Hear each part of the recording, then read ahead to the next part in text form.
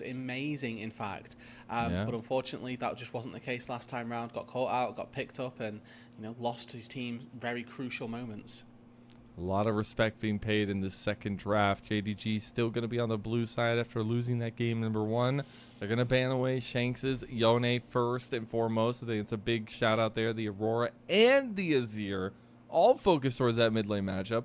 But it is that Varus as well as the Vi ban by anyone's legend and that Sion that just feels like it's so strong. Yeah, Pantheon being open, it's got to be an instant pickup from Xun. Yeah, we don't have...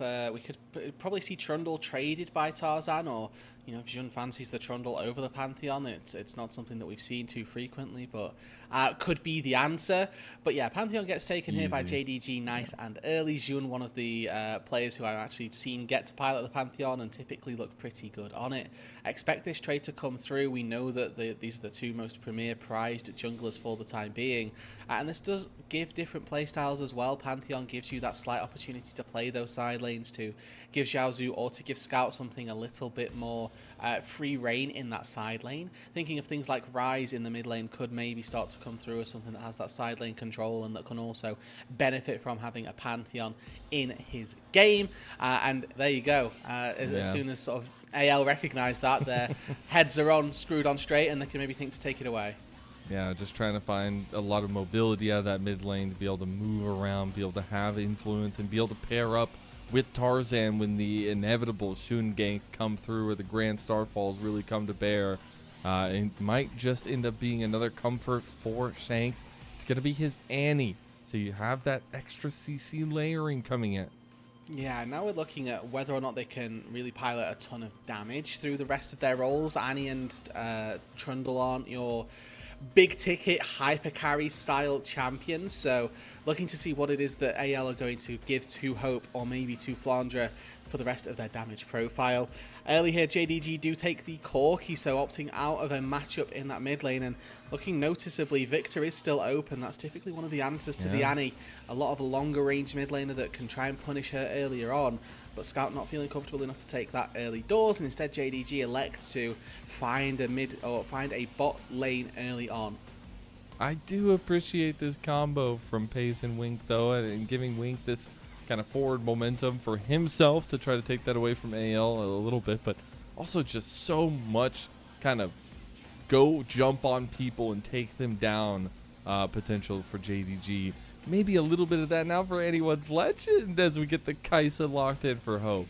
Yeah, I look at this and I don't see insane dive from AL necessarily. Like, yes, you've got a Tibbers who can try and find access to the backline. Trundle's going to be trying to get there, but isn't going to make it happen easily. So we're looking at something out of the top side that is going to be very geared towards dive, that can be helping out in helping out AL in their access to that backline and helping out Hope as well. Maybe Kael's going to be able to find something from that bot side that can do the same. Thinking Alistair as a ban here for JDG wouldn't go amiss.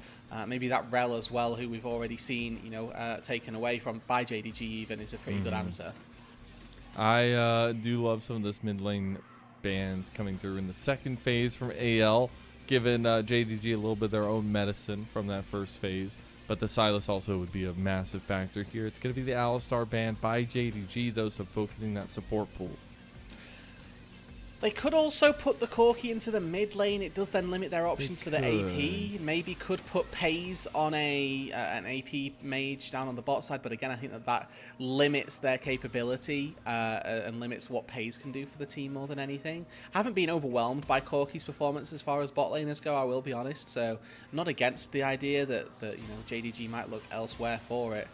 But AL at the minute need to find their support pairing, and they need to find their top laner as well. Most likely going to take the top lane as a counter pick and answer, and we'll see what it is that AL are looking for now for support. Kael can't pick the Rakan again, even though he really wants to. He has been wanting to cook a little bit in that bot lane, figure out what he wants to go for. It's going to be the Nico, so follow up CC there too, and some peel that they can use. Yeah, Nico a really good champion at keeping people off of your backline as well. I feel like before she became this massive engage threat, her benefits and her power came from when people would engage onto you and you would just stop them in their tracks. Yeah. And then people realized that between Proto Belt and Flash, you can actually have some really good engage tools yourself. Why does So for Galio Kael, get his taken out and Nico still gets to have hers? Who knows? Yeah, Who knows? yeah. Questions that will never be answered. And it's a tricky question, one that will be removed probably in, I don't know, probably in I'd say less than the a end year. of this year. End of this Yeah. year, I'd say. But that Ryze does finally get locked in, right? Talked about it in the first phase that it's a really good pick to try and pair up with this Pantheon, and JDG in the end kind of wrestle with that, decide that's what they want. Doesn't necessarily offer the same range that a Victor does, but it does mean that as you move into the late game, you'll be quite happy trying to navigate these side lanes. The Cassante taken blind here does open up for something like a Jace to come through, for Flandre on that top side, if they want to go for more damage as well. We talked about this at the beginning of the day, how Flandre has had to take a little bit of a back seat. Maybe had to put the fries in the bag on Ornn a couple times here, and he's going to get that job again. He's going to do it well, but it's going to be a job nonetheless that he has to tackle. Yeah, I mean, you can just sort of tell that this actually meshes a lot better with the AL composition. We were talking about the Kai'Sa and what the Kai'Sa has to offer currently. Well, not too much dive had been built up. Kael maybe that more secondary engage, but now with an Ornn as well, they have got those tools to get access to the backline, and they've got a way for Hope to dart in to try and take down Peyz, to try and take down Scout as well. And on the other side for JDG, they do have a lot of go-forward style to them. Is it going to be enough to kind of crack that armor? I mean, if they get a lead going for themselves, it feels like they will be favored in that case. It's about whether or not they can generate that advantage early on. I mean, they're relying very heavily on the Pantheon and the Corki's laning and an early game dominance. More so than anything, I feel like the Ryze is going to be a bit of a sleeper in the early game. The Cassante probably needs a little bit of time as well versus the Ornn to really start to come into his own. So finding that lead again is going to come down to Jun. We saw a really good gank from him early on the Xin Zhao in that top lane when they lane swapped, but after that really fell to the wayside and felt a little bit neutered in the game. It's about whether or not Jun can step up further, if he can make more of a move and start to do a little bit extra across the map.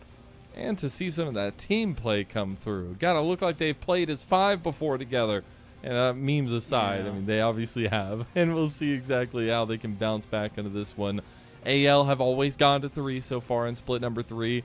We'll see if they can end up winning another red side game here as we head into game 2 of the final series of the night.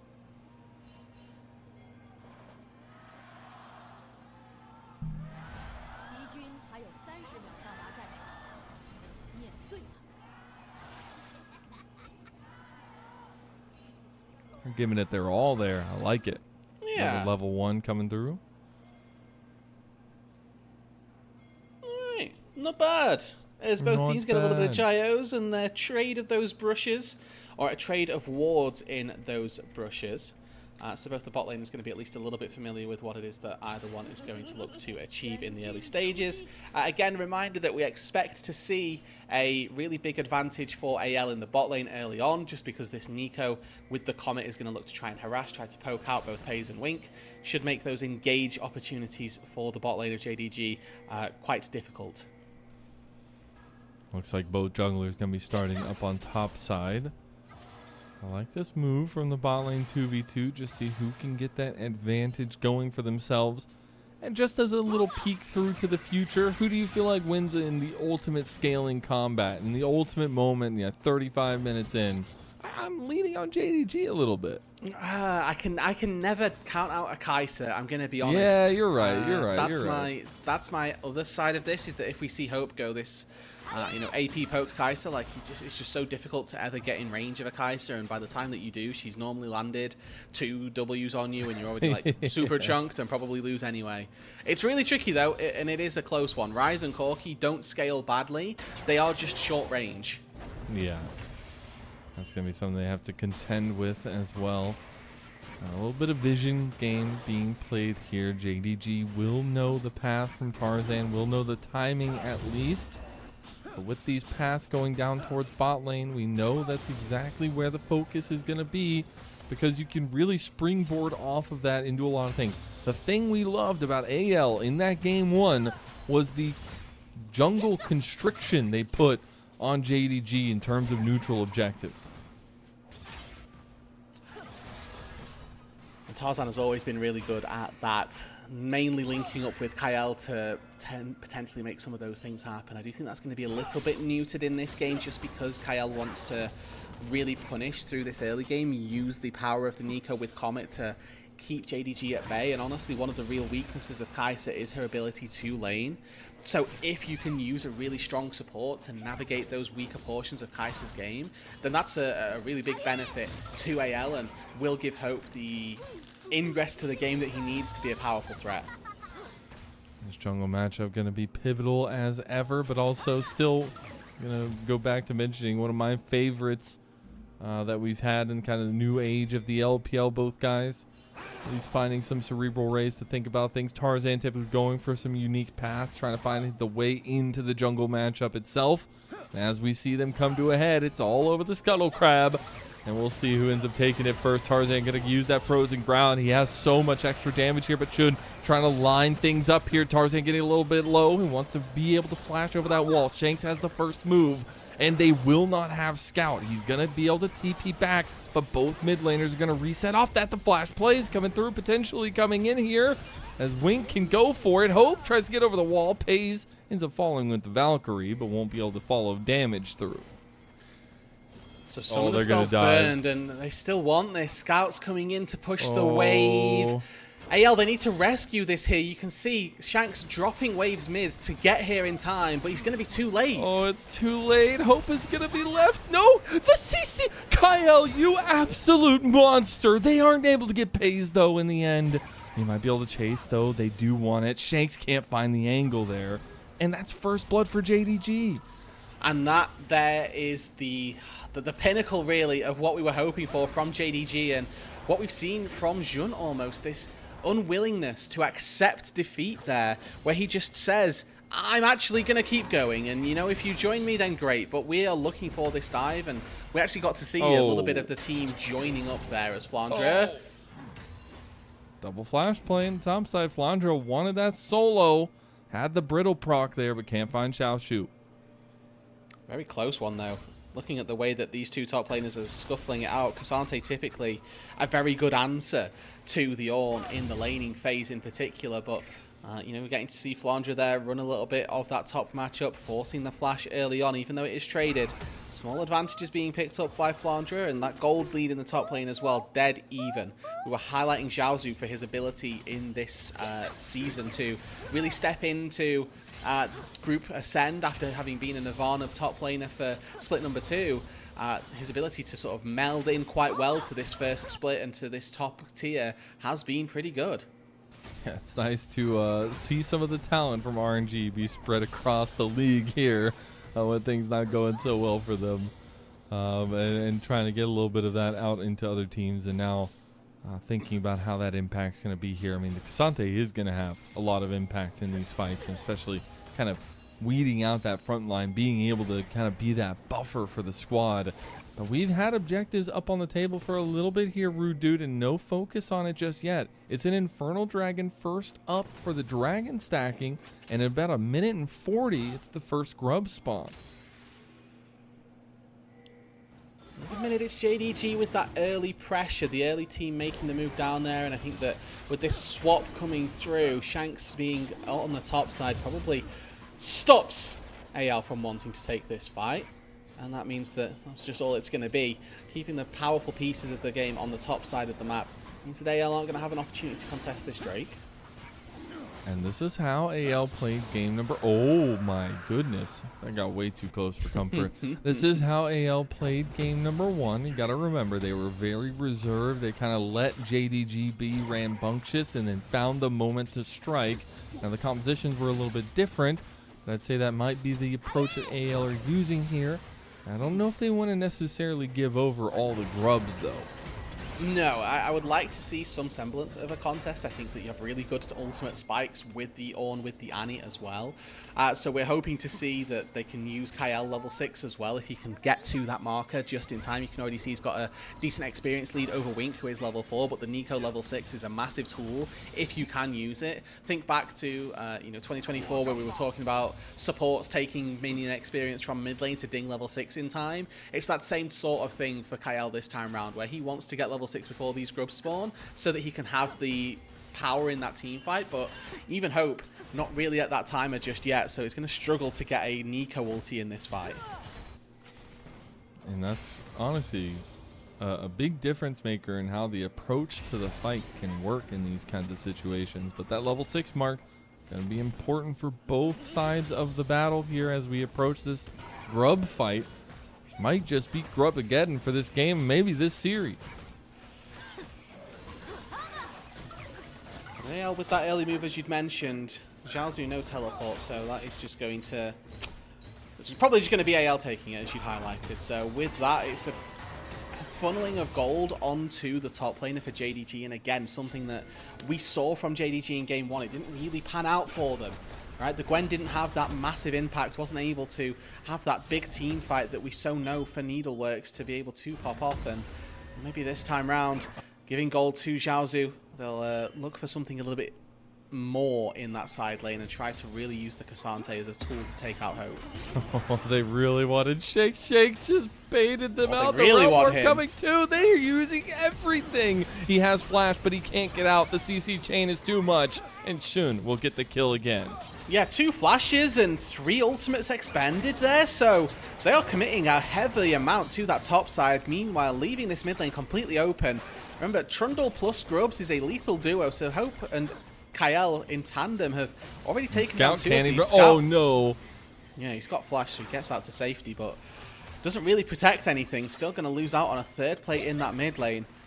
Anyone's Legend, they get 3 plates mid in exchange for 2 plates top and a kill. Technically still worthwhile for JDG. Yeah, in the long run. We'll see if it ends up paying off for them totally, but right now JDG looking a lot more in sync for game number 2 comparatively to that game number 1 that we saw of them. And we'll see if that changes or if things get a little bit more topsy-turvy once this first item spike comes through for either side.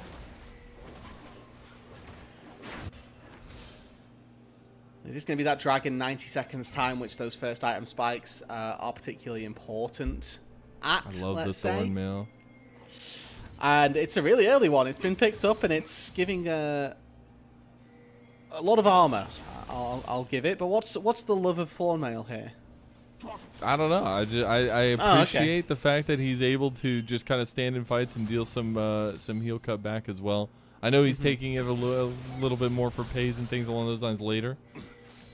But still, hey, it's a cheap item. You can get it under your belt, ready for the fight. Kael with some good heads-up play here, keeping Shanks, you'd like to think, safe, but was able to just about use the Molten Shields to get out to safety. Now level 6 on this Nico, so expect to see Kael start to try and make some plays on the map. And maybe start to look for a defense of Shanks in this top side, who has been getting worked a little bit by this Rise. We're seeing Scout able to just barely play on the edge of his range, bully out the Annie without having too much of a response from Tibbers in this side lane. But no flash for Tarzan, no Scout. The flash play from Shanks, though, it's going to be enough. Scout has no flash. He burned it when they caught him earlier. Just jockeying the vision there on that top side. Frozen Domain gives the Trundle the movement speed to walk in and be able to pillar Rise in place. Double flashes burn, so Kael and Shanks both using that to make a play onto Scout I think is a bit of an overcommit. Probably only needed one of those to make the play happen, and a long chase down would have been possible. But they instead elect to go for a quick snap play, make it so that there is absolutely no way that the Rise can get out to safety. But they committed quite heavily to this Rift Herald, or to the top side, to that Scuttle Crab, and now they're losing out on time down on that bot side, where the Dragons just spawned, and they still haven't taken their resets. Yeah, that's a little bit of troublesome moments for them, but Kael just based the I can't watch my goat, no! Oh, it's JDG trying to make a play now, but it's a 2v3, 2v2 now. Kael trying to put down some damage, but Tarzan is just whacking them, man. It's playing whack-a-mole at the arcade right now, and JDG are the ones popping their head out of the hole.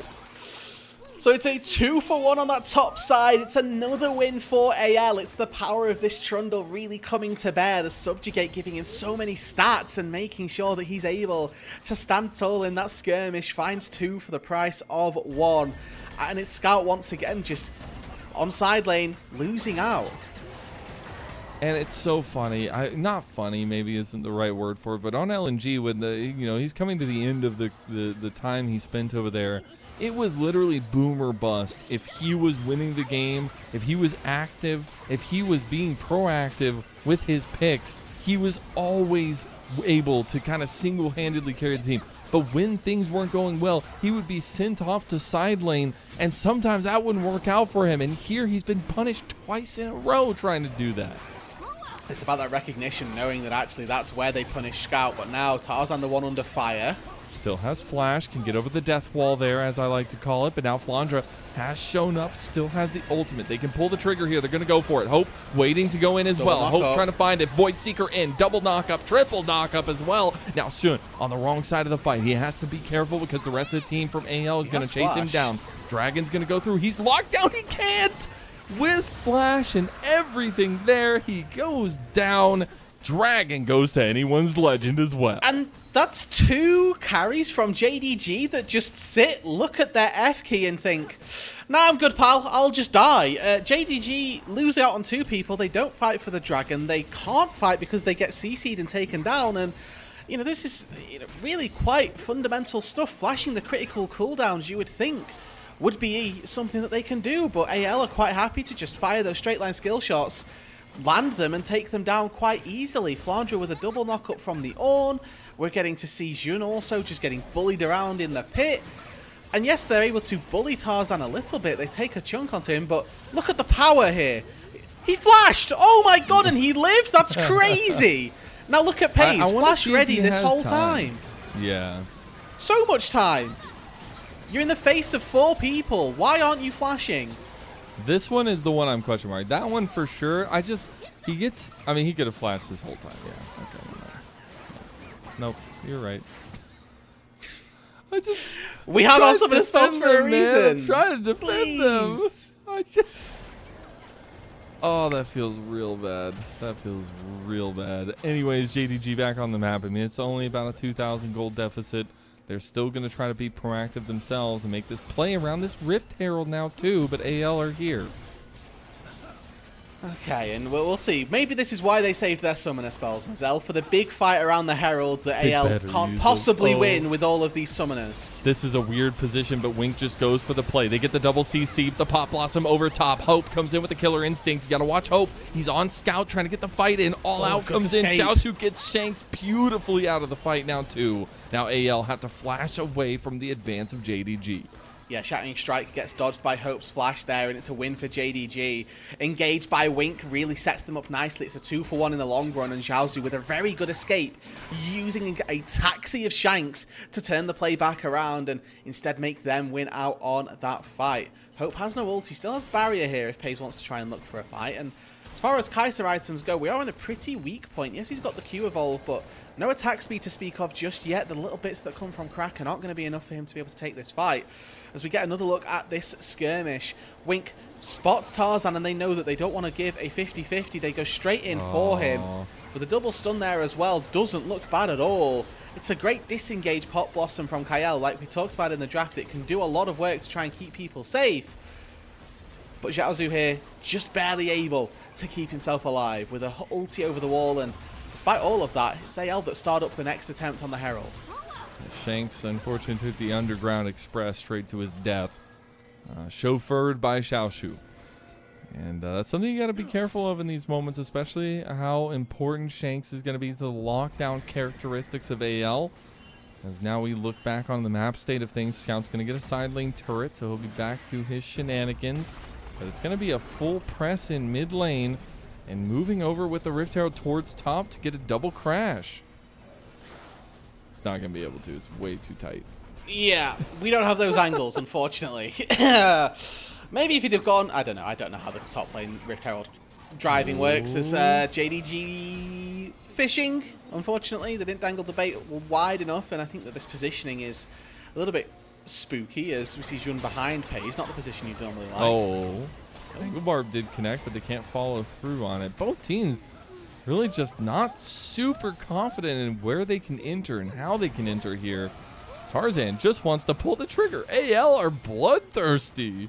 Yeah, it's very hit Oh, or miss Kael and very baited him. dodgy. He goes in with the double, hits the triple two. Wink gonna go down to Hope now too, and Shun trying to block off against Kael and Hope, but Hope finds the other angle on him with the killer instinct, but now he's in trouble. He's by himself. Oh! Big play from Shanks, double CC, and Hope is still alive. AL's kicking, and it's right into the teeth of JDG. They might not have any molars left. They're definitely not gonna even have any front ones.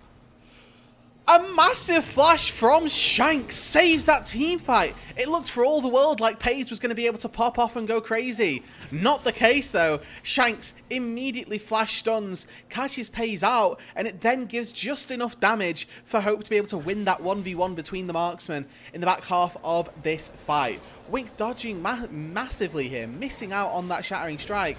Why is he walking in? Gets caught by Kael, and it's a 2-for-1 deal.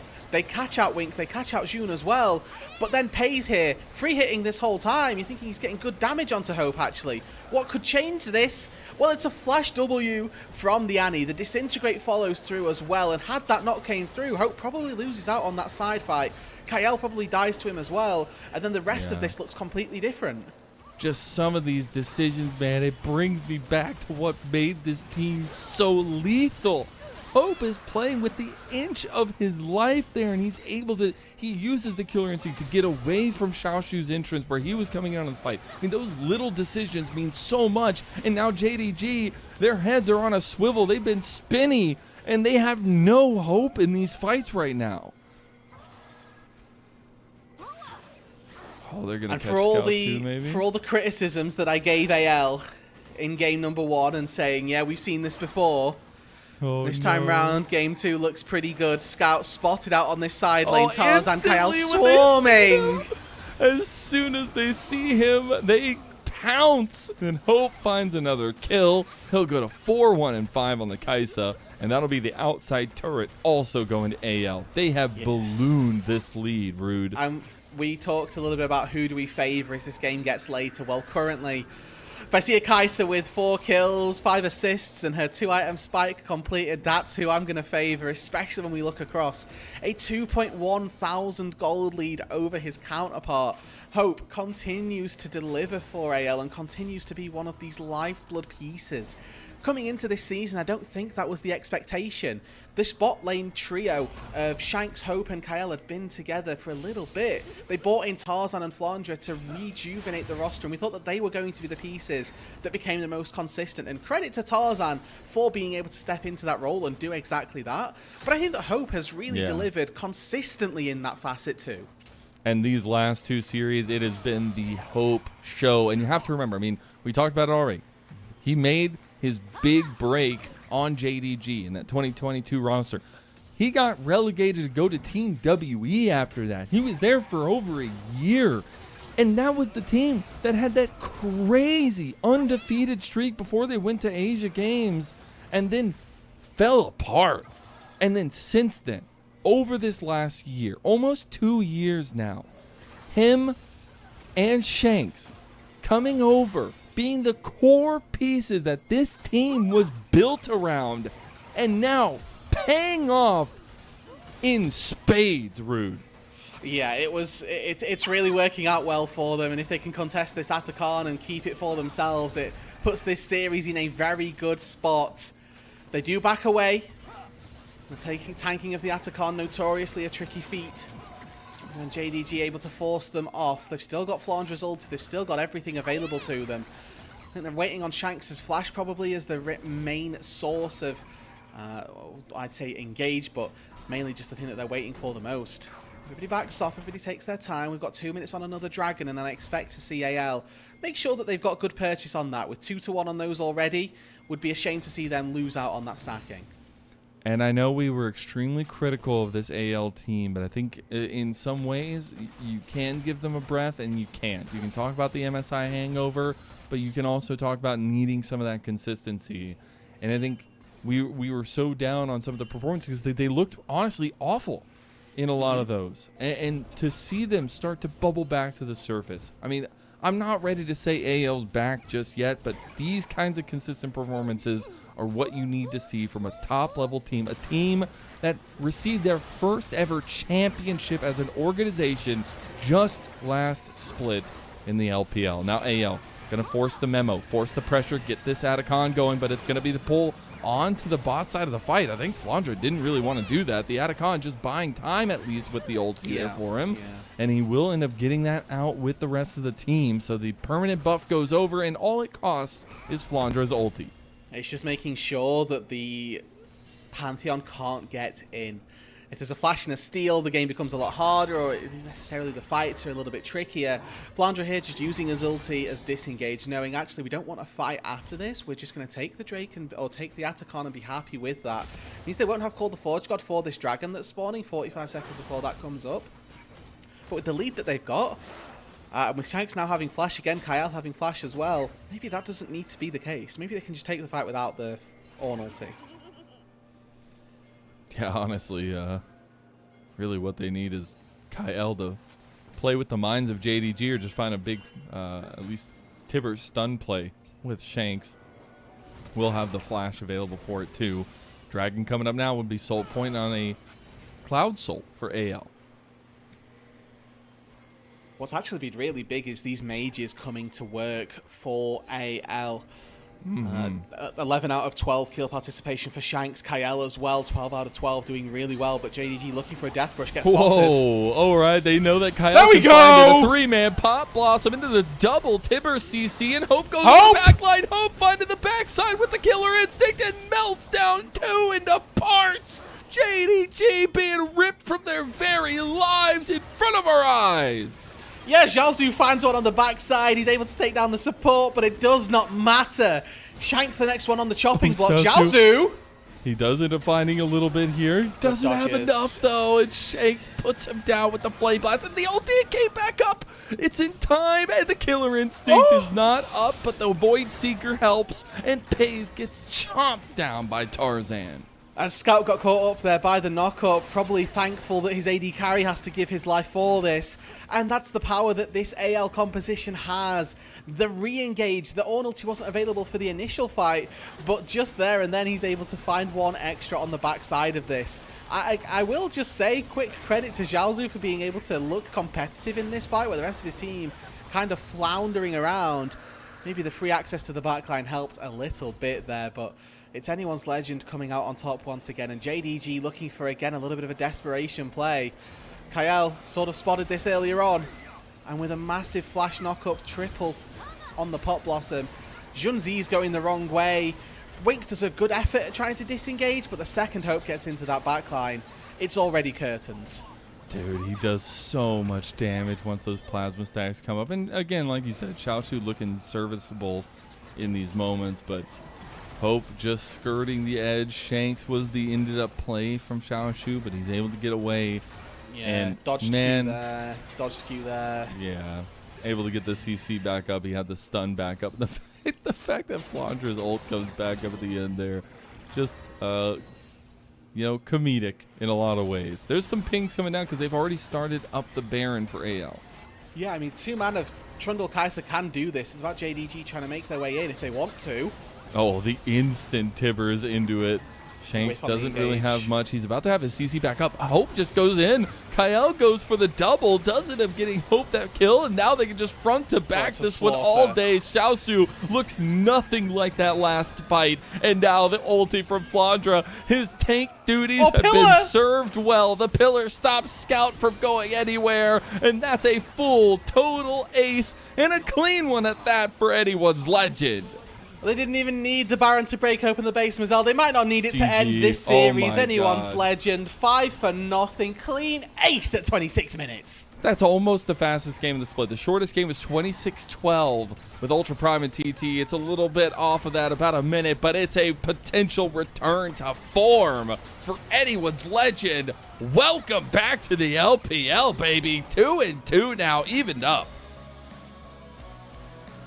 And in a consecutive series as well, right? They were 0-2, now they've found a second series win, and finally, we see AL come alive in a game two. We talked about them being 3-game series merchants, these game one Andes, but they were able to close out really well this time round. And this second game as well, incredibly consistent. Once again, Hope having a standout performance in this bot lane, and